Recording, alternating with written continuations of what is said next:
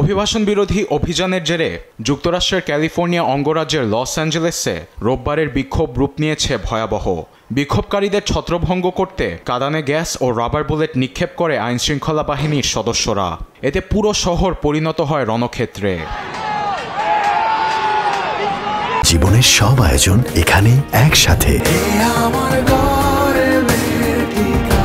এদিকে national guard মোতায়েন করে আগুনে আরও ঘি ঢেলেছেন মার্কিন প্রেসিডেন্ট ডোনাল্ড ট্রাম্প। লস অ্যাঞ্জেলেসে ন্যাশনাল গার্ডের সদস্য ও পুলিশের সঙ্গে মুখোমুখি অবস্থান নিয়েছেন বিক্ষোভকারীরা।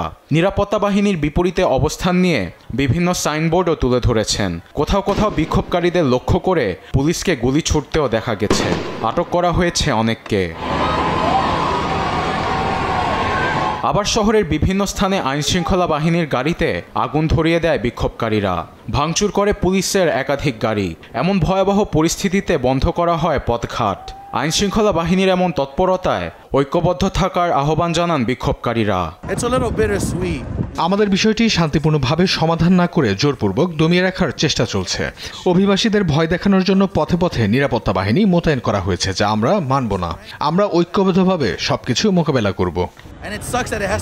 এদিকে রোববার বিক্ষোভকারীদের নিয়ে উস্কানিমূলক মন্তব্য করেছেন প্রেসিডেন্ট ট্রাম্প। ক্যালিফোর্নিয়ায় বিদ্রোহী আইন প্রয়োগ হবে কিনা এ নিয়ে সাংবাদিকের প্রশ্নে বলেন, হিংস্র মানুষরা বিদ্রোহ করলে আইন প্রয়োগে পিছু হটবেন না। সবকিছু নজরের মধ্যেই রাখছি।